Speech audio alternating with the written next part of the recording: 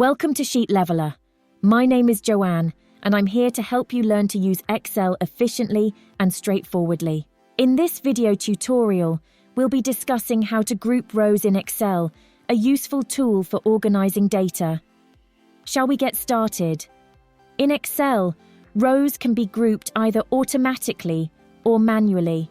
Let's compare both options so that you can decide which one is most suitable for you. We can evaluate the pros and cons of each to help you make your decision. Let's get started with the automated process right away.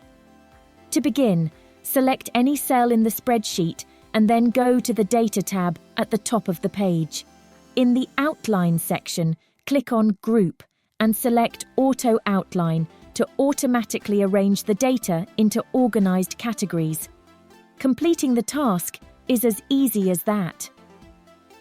Excel provides a panel on the left of the worksheet that contains buttons that allow us to easily expand and collapse groups of rows.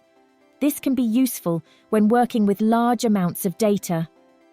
What are the advantages of using the automated feature to organize rows in Excel? By organizing data into groups, we can quickly and efficiently manage larger volumes of information. So, for the downside, unfortunately, it is not possible to guarantee that the rows will be organized exactly as desired. To finish up, let's ungroup the rows by clicking on the Ungroup button and selecting Clear Outline. Now, let's explore an alternative way to group rows in Excel, which is to do it manually. The manual way allows you to tailor your data by organizing rows into groups that best suit your requirements.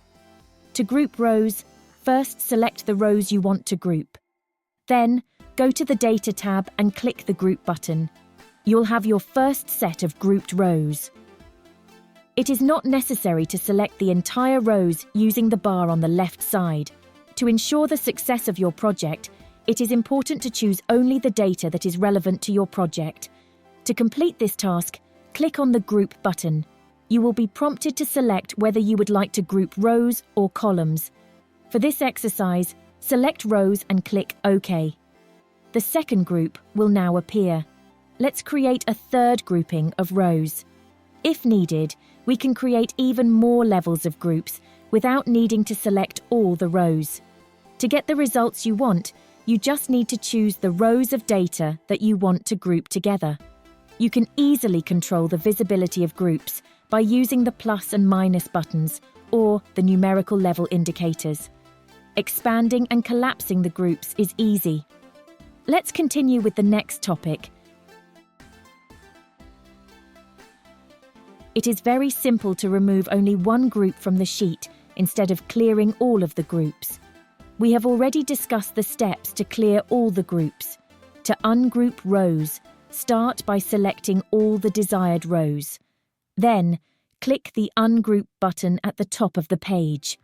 The rows should now be ungrouped and the process is complete. If you only need to focus on certain data, you can select it, and the whole group of rows will be excluded.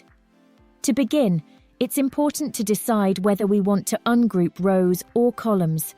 Once that is determined, we can click OK once we select rows, and the rows will be successfully ungrouped. You can quickly and easily group columns in Excel using the same methods.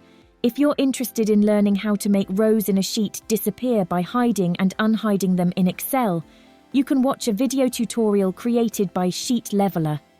The video's link can be found in the description below. If you found this tutorial helpful, give my video a like. If this is your first time here, hit that subscribe button and join our online community. Thanks for watching, and I'll see you in the next video.